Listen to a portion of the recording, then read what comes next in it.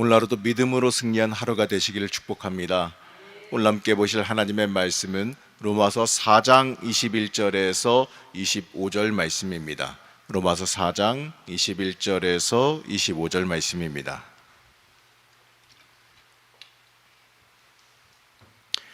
함께 읽겠습니다.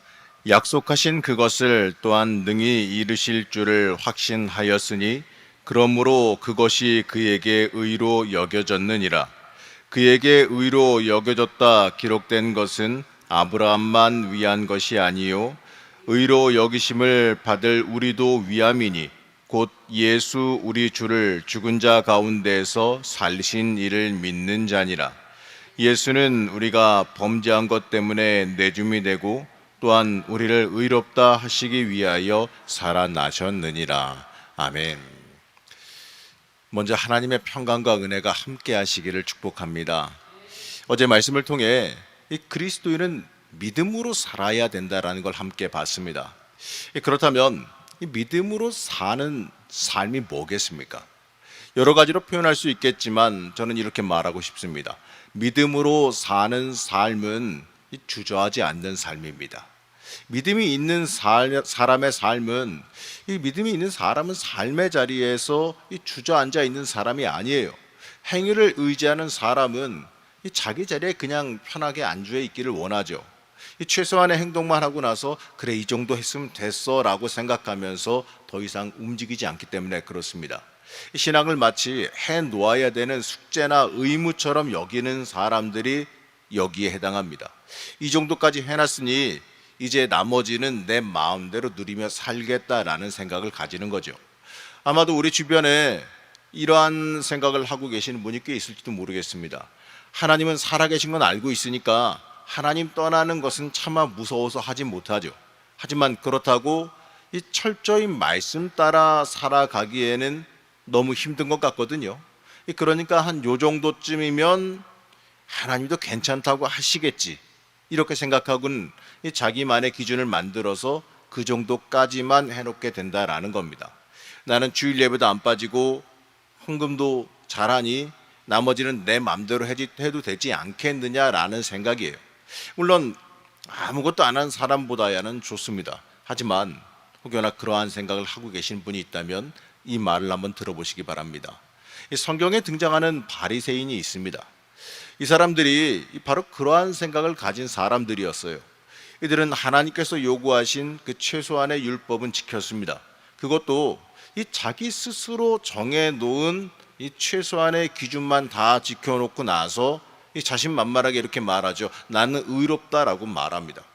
이 모습은 마치 자신의 행위, 내가 의무를 행했으니 난 의롭다라고 말하는 이 자신의 행위를 자랑하는 것밖에 되지 않아요.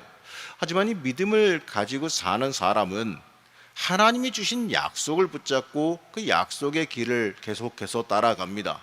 그러니까 이 자신의 행위 따위를 갖다가 자랑할 여유 따위는 없어요. 하나님께서 이끌어 가시는 그 역동적인 삶을 따라 살기에도 정신이 없기 때문에 그렇습니다.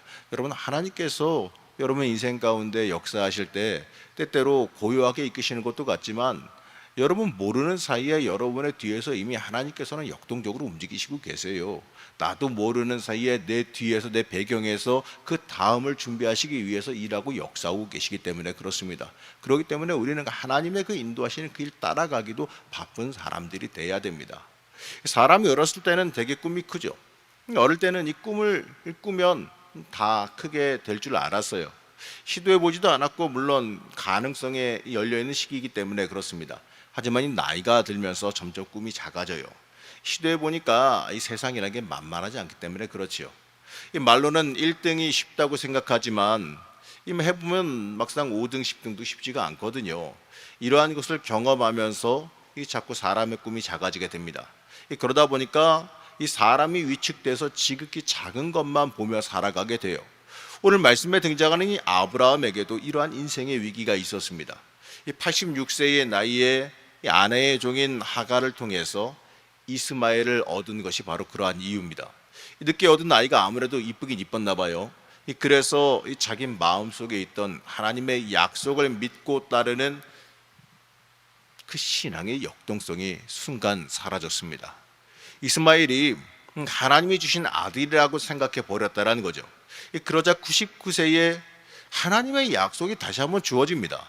이 창세기 17장 19절 말씀 함께 보시겠습니다. 하나님이 이르시되 아니라 내 아내 사라가 내게 아들을 낳으리니 너는 그 이름을 이삭이라 하라.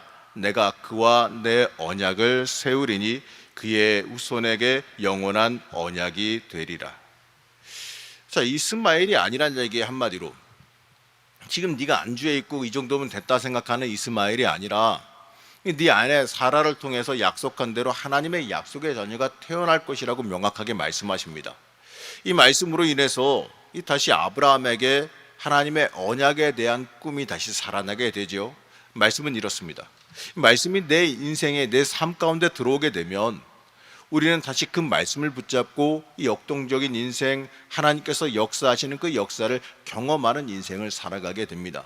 여러분, 우리가 이제 제가 숙제를 내드려서 이제 계속해서 이제 하루하루 말씀들을 읽어 가실 텐데 그 말씀을 읽으면서 저는 잘 모르겠습니다. 여러분들이 그 말씀 읽는 가운데 어떠한 말씀이 여러분의 심령을 찌를지, 여러분의 심령 가운데 그 말씀이 여러분을 주관하는 말씀이 되어질지, 어떠한 은혜로 그 말씀들이 다가갈지 저는 모르겠습니다. 하지만 하나 확신하는 것은 말씀 읽는 중에 그렇게 매일매일 말씀 읽어 나가시는 중에 틀림없이 여러분들에게 다가오는 하나님의 은혜와 말씀이 있으리라 저는 믿습니다. 또 그렇게 기도하고 있고요. 틀림없이 여러분 기대하시기 바랍니다. 읽어 나가는 중에 하나님은 여러분들을 말씀 가운데 만나시기를 원하신다라는 겁니다. 그리고 그렇게 준비하고 계세요. 그러니까 하나님께서 나에게 오늘은 어떠한 말씀을 하실까라는 그 마음으로 말씀들 읽으시기 바랍니다. 여러분, 이처럼요, 이 믿음의 삶은 이 영적으로 보게 되면 절대로 조용한 삶이 아니에요. 이 가슴에 이 하나님의 약속을 붙잡고 기대하며 움직이는 삶이어야지만 하는 겁니다. 그래서 믿음으로 사는 사람은 이 때때로 인생 가운데에 어려운 환경을 마주할지라도 하나님의 약속으로 인해서 역동적이고 능력 있는 인생을 살게 되어져 있습니다. 이 아브라함이 99세를 맞았을 때 여호와께서 아브라함에게 나타나서 이렇게 말씀하셨는데 창세기 17장 1절입니다. 함께 합독하시겠습니다. 아브라함이 99세 때에 여호와께서 아브라함에게 나타나서 그에게 이르시되 나는 전능한 하나님이라 너는 내 앞에서 행하여 완전하라 이렇게 말씀합니다. 나는 전능한 하나님이라. 이스마엘로 만족하지 말라는 얘기예요. 네 나이가 99세라 할지라도 나는 너를 통해서 어떠한 일도 할 수 있다라고 하는 하나님의 선포입니다. 혹시 여러분 나는 너무 늦었다라고 생각하는 분 계십니까? 아니요, 늦지 않았어요. 오히려 하나님께서는 우리가 포기할 만한 때에 찾아오십니다. 내가 다 포기하고 안 된다고 말할 때 내 힘 다 빠지고 아이고 나는 못해 이렇게 말할 때 그때 하나님께서 오셔요. 이 99세의 나이라도 믿음이 들어가면 젊은이처럼 펄펄 뛰게 되어 있다는 겁니다. 하나님께서 그렇게 인도해 오신 아브라함에게 왜 늦게까지 언약의 아들을 주시지 않으셨을까요? 하나님께서 하란에서부터 지금까지 인도해 오셨는데 왜 그런 아브라함에게 그 아들 하나를 이렇게 늦게까지 주지 않았을까요? 아브라함이 더 늙고 힘이 빠져서 하나님께서 전적으로 주관하셨다는 사실을 인정해야 되기 때문에 그렇습니다. 그래야 그게 진짜 믿음이 되고 그 자손이 하나님이 만든 자손이 되고 하나님께서 이끌어 오신 역사적인 자손이 되기 때문에 그렇습니다. 그렇기 때문에 믿음이 역사할 수 있도록 우리는 하나님의 약속을 끝까지 붙들고 살아갈 수 있어야 됩니다. 하나님께서 아브라함에게 나타나셔서 나는 전능한 하나님이란 말씀하신 이후에 하나님은 아브라함에게 이렇게 말씀하시는데 창세기 17장 5절입니다. 이제 후로는 내 이름을 아브라함이라 하지 아니하고 아브라함이라 하리니 이는 내가 너를 여러 민족의 아버지가 되게 함이니라. 자, 우리가 지금 익숙한 대로 아브라함이라고 불렀지만 사실 이 아브라함의 원래 이름은 아브람입니다. 믿음이 없을 때 이름이 아브람이었는데 하나님께서 다시 자손에 대한 약속을 말씀하시면서 그 이름을 아브라함이라고 바꿔주셨어요. 아브라함은 열국의 압이란 뜻입니다. 그의 이름, 곧 그를 대표하는 이 브랜드 같은 게, 이름표 같은 게 바뀌어진 거예요. 이제 우리도요, 이 아브라함처럼 영적인 브랜드, 우리의 간판이 좀 바뀔 수 있어야 됩니다. 믿음이 있다면 더 이상 인간적인 것, 과거의 것을 가지고 살지 말아야죠. 하나님께서 아브라함에게 이 99세의 이름 바꿔주시면서 그저 몇 년 더 살라고 하신 게 아니에요. 이제는 열국의 아버지가 되는 믿음의 조상으로 살아가라고 하셨습니다. 이제는 지금까지와는 다른 인생을 살라고 그의 간판을 바꿔주신 거예요. 여러분, 우리도 믿음으로 말미암아 이 그리스도인으로 바뀌었습니다. 여러분, 그리스도인이 뭡니까? 예수님을 믿어서 예수님을 따라 살아가는 사람 아니겠습니까? 이렇게 우리의 인생의 브랜드가 내 멋대로 살아가는 내 중심의 사람에서 예수 따라 살아가는 사람으로 바뀌었는데, 그랬는데도 아직 예수님을 따라가지 않고 세상을 두려워하면서 세상의 것들에 이리저리 끌려다니며 살아가는 것은 이 어리석은 인생에 불과하다는 거예요. 이 그리스도인이라고 하는 새로운 인생을, 새로운 이름을 얻었다면 이제부터는 믿음으로 살아야 됩니다. 내 모든 삶이 믿음으로 설명되어져야 돼요. 너 그거 왜 그렇게 했냐라고 물어보면 믿음 때문에 그렇게 했습니다라고 대답해야 되는 겁니다. 너 왜 그렇게 그런 일을 하느냐라고 물어보면 믿음 때문이라고 대답할 수 있어야 돼요. 내 삶의 모든 것이 믿음으로 설명되어져야 되고 믿음에서 나오는 것이 되어져야 됩니다. 믿음으로 설명이 안 되면 그거는 좀 삐딱선을 탄 것밖에 안 돼요. 믿음으로 말미암아 언제나 우리는 영적으로 뜨거운 가운데 살아야 되고 우리가 충성된 인생을 살아갈 수 있어야 됩니다. 우리가 살아가는 인생에는요, 하나님의 영역과 우리의 영역이 있어요. 우리가 전혀 할 수 없고 오직 하나님께서 하셔야 될 일이 분명히 있습니다. 그렇기 때문에 우리는 인간이 할 수 있는 일에 집중해야죠. 예를 들면 구원이요, 우리 인간의 영역 아니지 않습니까? 우리가 사람을 구원시키는 게 아니에요. 구원은 하나님의 영역이고 오직 하나님을 믿고 순종하는 게 내가 해야 될 영역이라는 거예요. 여러분은 하나님 앞에 믿고 충성하는 삶을 사시길 축복합니다. 우리는 이 말씀을 기억해야 됩니다. 고린도전서 3장 7절 말씀입니다. 함께 합독하시겠습니다. 그런즉 심는 이나 물주는 이는 아무것도 아니로되 오직 자라게 하시는 이는 하나님이시니 뿐이니라. 오직 자라게 하시는 하나님뿐이니라. 이 자라는 건 하나님이 하시는 거예요. 우리가 씨를 뿌리고 물을 주지만 자라게 하시는 분은 누구시냐? 하나님이십니다. 아무리 물 주고 씨 뿌려도 하나님께서 못 자라게 하시면 못 자라요. 이처럼 믿음의 사람들은 하나님의 영역에는 관여하지 않습니다. 우리가 해야 될 일, 이 주님께서 주신 지상 명령을 붙들고 그저 하나님 앞에 충성하며 살아가면 되는 겁니다. 그리고 나머지는 주님께 맡기는 거죠. 여러분, 아브라함을 보시기 바랍니다. 아브라함은 이 자기가 할 수 있는 부분에만 이 집중함으로써 능력 있는 인생을 살아갔습니다. 우리의 인생의 문제도 마찬가지예요. 내 마음대로 이것저것 다 생각해서 내 마음대로 내 인생 결정할 수 있을까요? 그리고 내가 결정하면 내가 결정한 대로 어떻습니까? 내 마음대로 다 돼요? 믿는 사람의 인생은 하나님께서 그때그때 주신 말씀과 사명에 충성하며 하나님이 인도하시는 대로 한 걸음 한 걸음 가다 보면 하나님께서 가장 복되게 이끌어 가심을 믿고 고백할 수 있어야 됩니다. 하나님께서 내 인생을 이끌어 가심을 우리가 고백하고 경험할 수 있어야 됩니다. 그럼 그 인생에 문제가 되지 않아요.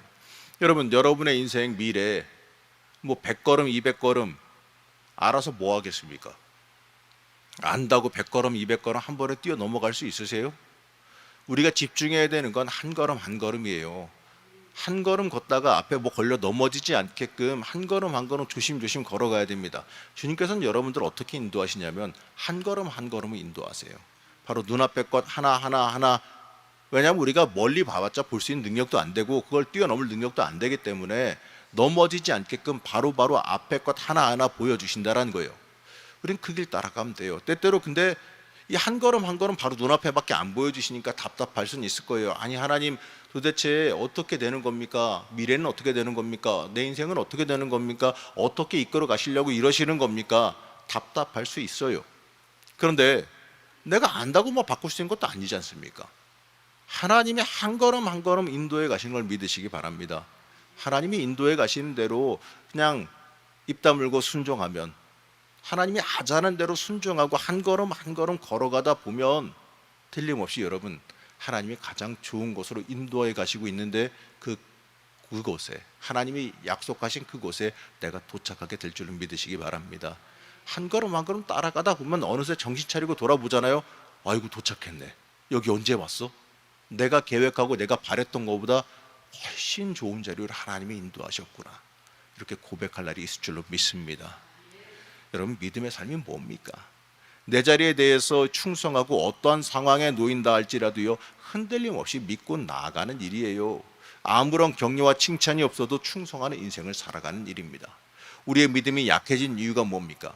평탄하고 잘 될 때만 순종하겠다고 생각하기 때문에 그런 겁니다. 그렇다면 이 평탄하고 잘 될 때만 순종할 수 있다면 그거 못할 사람이 누가 있겠어요? 때때로 이해가 안 될 때도, 또 때때로 하나님 왜 그러세요? 이렇게 생각이 들 때도 순종할 줄 알아야 되는 거예요. 어려워도 순종해야 되는 겁니다. 여러분, 그게 믿음이에요.